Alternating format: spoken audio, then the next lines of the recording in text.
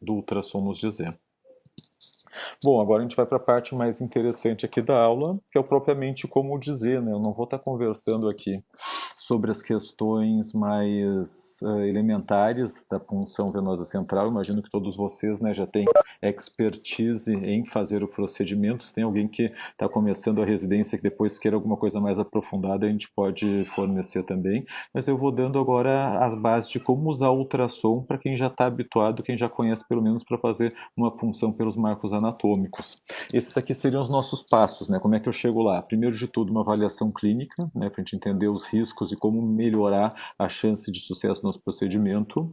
O que a gente recomenda, isso aqui está bem forte na literatura, identificar os vasos bilaterais e escolher o sítio de punção a partir disso, porque pode ter muita diferença de diâmetro e de condição entre uma jugular na esquerda ou na direita, ou até mesmo da femoral e assim por diante. Então, se eu tenho um vaso, sei lá, um lado ele tem 3 centímetros de diâmetro e no outro ele tem 1, bom, eu vou puncionar o que é maior, o que for mais fácil. Se de um lado a veia fica exatamente sobre a carótida e na outra a veia está mais lateral, fica muito mais seguro eu fazer a punção. Eu preciso me programar para melhorar minha chance de sucesso, melhorar a segurança. Eu escolhi o vaso que tem melhor condição de ser puncionado.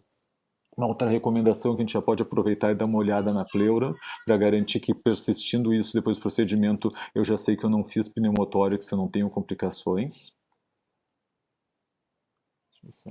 Outra coisa importante que a gente já conversou da semana passada, eu preciso funcionar um vaso que está sadio, então eu preciso descartar a trombose antes de inserir um catéter ali dentro. A partir disso, eu vou fazer uma avaliação, né, da profundidade, da anatomia, para eu saber como eu vou inserir minha agulha. Faço a punção propriamente dita, coloco o fio guia, né, a nossa técnica de Seldinger, confirmo o posicionamento venoso da punção, coloco o catéter, faço a fixação e depois eu vou conseguindo, ao final, descartar pneumotórax. Como é que eu faço isso? Bom, avaliação clínica inicial, né, são conceitos básicos, avaliar se o paciente, sei lá, tem coagulopatia, tem alguma pneumopatia, tem alguma lesão de pele, alguma coisa que possa limitar esse nosso procedimento, assim como obter questões de termo de consentimento e autorização para o procedimento. O método que eu vou usar do ultrassom é o modo B, o modo brilho, que a gente já havia conversado. Eu posso usar qualquer transdutor que tiver disponível, para até transdutores endocavitários, podem resolver de abdômen e tal, mas geralmente o protótipo de transdutor para a gente usar quando vai fazer uma punção vascular é o transdutor linear, né? Esse transdutor aqui é o de alta frequência, então ele me dá muita definição para as estruturas que são superficiais. Geralmente o vaso que eu vou puncionar vai estar ali 3 centímetros, 5 centímetros de profundidade. Esse é o transdutor ideal para eu conseguir ver essa profundidade, conseguir avaliar as estruturas e conseguir orientar minha punção ao longo do procedimento.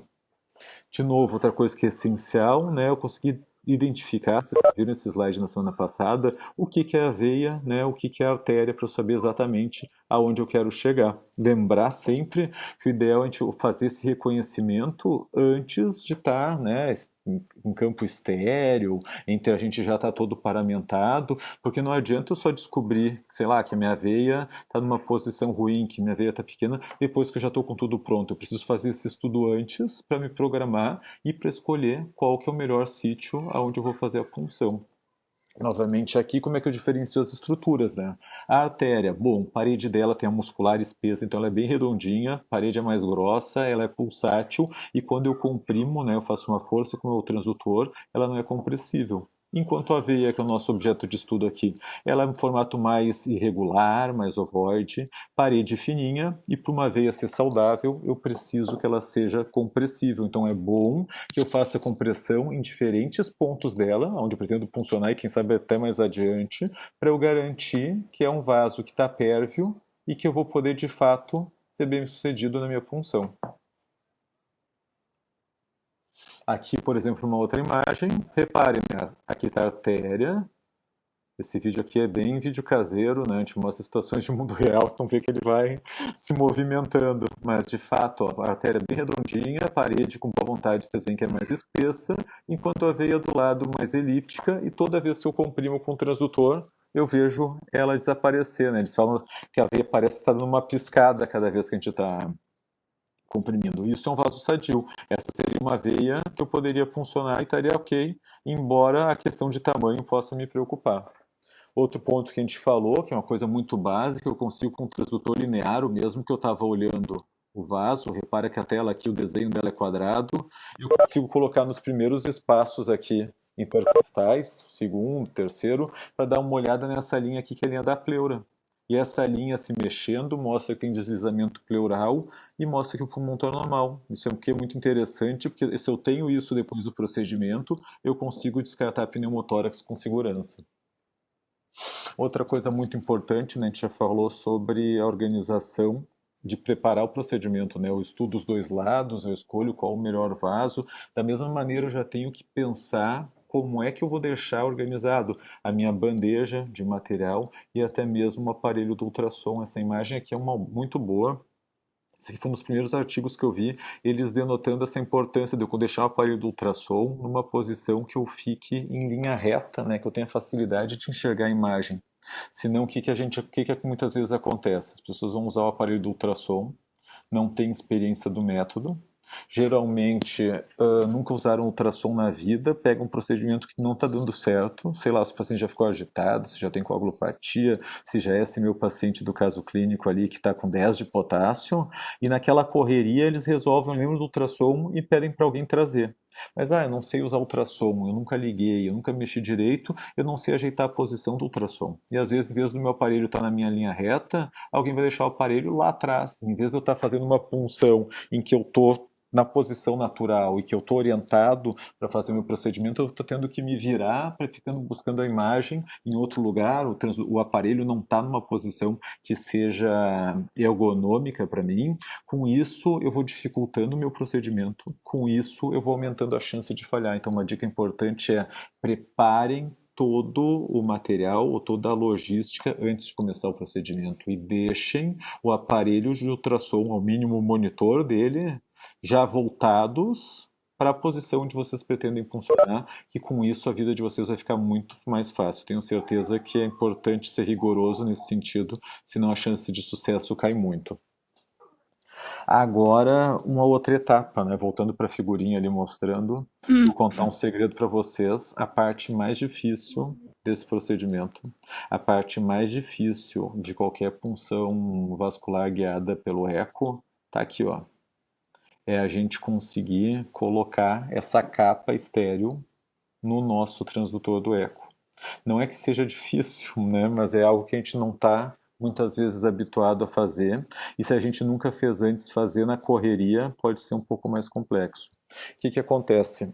O ultrassom, para a gente poder usar num procedimento, ele precisa estar estéreo, né? E a maneira que a gente consegue fazer isso geralmente é lançando mão de alguma capa estéreo para proteger o aparelho. Como é que a gente geralmente faz isso? Eu peço para um auxiliar, eu já deixo o aparelho pronto numa posição que para mim é interessante.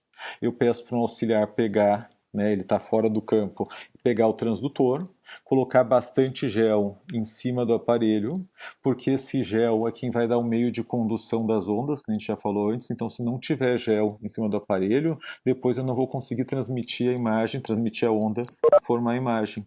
E eu preciso arranjar uma maneira, né, de pegar esse aparelho para fazer o procedimento sem me contaminar. Digamos que eu já estou todo preparado com o aparelho do ultrassom, já estou com capa, já estou com luva e tudo mais, e preciso do aparelho do ultrassom. O que eu faço? Tem diferentes materiais disponíveis no mercado. Eu consegui, por sorte, eu tinha uma sobra de um outro curso que a gente deu. Esse aqui, por exemplo, é um dos materiais que eu vou abrir aqui. Tem kits específicos, eu não sei se vai ficar bom para aparecer o material, vamos ver. Tem kits específicos de punção.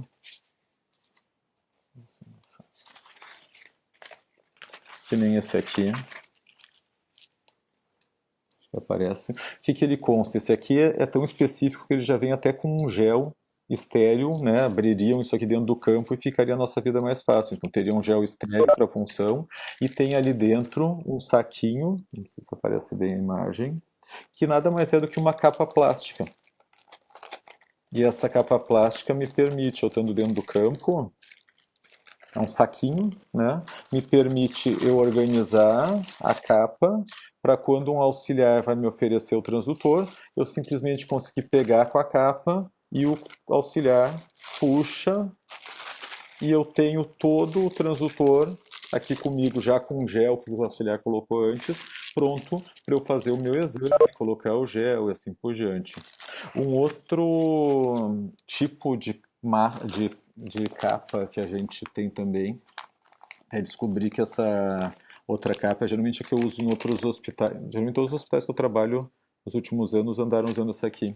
É uma capa que é feita em Caxias, dizem que sai um negócio tipo assim, centavos, 50 centavos cada uma das capas, que é a mesma capa que o pessoal usa para fazer videolaparoscopia.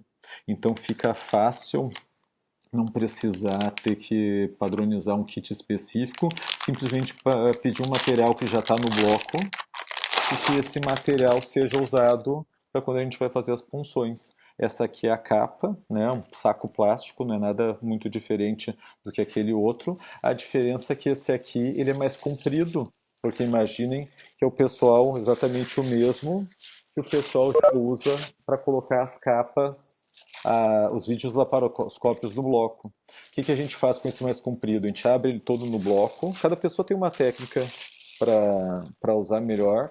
Eu vou mostrar para vocês a minha. O que eu faço com ele? Eu abro todo e o que a gente brinca é que essa técnica, seja para as mulheres é da meia calça ou dos homens é o meião de futebol, que eu pego uma das pontas deles e começo a enrolar. Enrolo como se fosse a meia, né? Essa capa, tudo isso aqui é dentro do campo e eu tenho estéreo. Aí eu coloco a minha mão como se fosse mais ou menos um bico de pato e deixo ela dentro da capa. Peço para o meu auxiliar alcançar o transdutor do eco com o gel e quando eu pego ela, eu consigo pedir que ele puxe as orelhinhas, que tem uma de cada lado, para o meu transdutor estar todo de novo coberto com eco e nisso ele está posicionado. Então, dessa maneira, eu consigo ter o aparelho do ultrassom, o transdutor, de uma maneira estéril para usar no meu campo. Alguns serviços, né, de outros hospitais que a gente já andou conversando, às vezes tem dificuldade de conseguir essa capa do bloco, né? Ela não é cara, mas a gente sabe que às vezes as questões de logística podem ser um tanto impositivas, né? Ou, tipo assim, diferentes cenários, né? Uma rivalidade de bloco, de emergência, um não quer ceder material para o outro, isso às vezes pode acontecer. Tem situações que o pessoal chega a usar luvas, né, como meio de esterilizar, em vez de eu ter a capa, eu usar uma luva cirúrgica.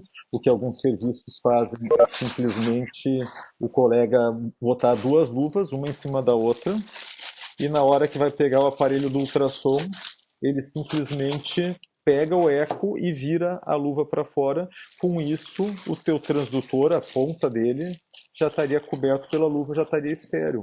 A dificuldade que causa usar a luva dessa maneira é que como tem todo o cabo do transdutor, aquilo ali fica com risco de estar contaminando teu campo, às vezes tem que ficar alguém segurando o cabo para tu conseguir operar ele só uma luva e a outra dessa maneira.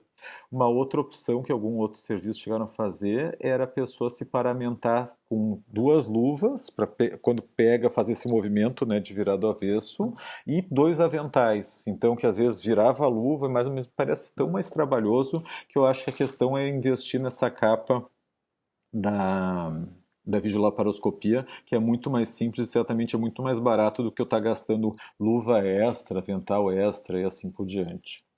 Bom, seguindo os passos, coloquei que a capa que era o mais difícil, vamos para a parte fácil. Preciso descartar a trombose, né? O que a gente conversou já na semana passada, eu diferencio o que é artéria e o que é veia, e para eu saber que a veia é normal, eu tenho que garantir que ela seja compressível. De novo, meu transdutor está aqui, linear, eu vejo os vasos,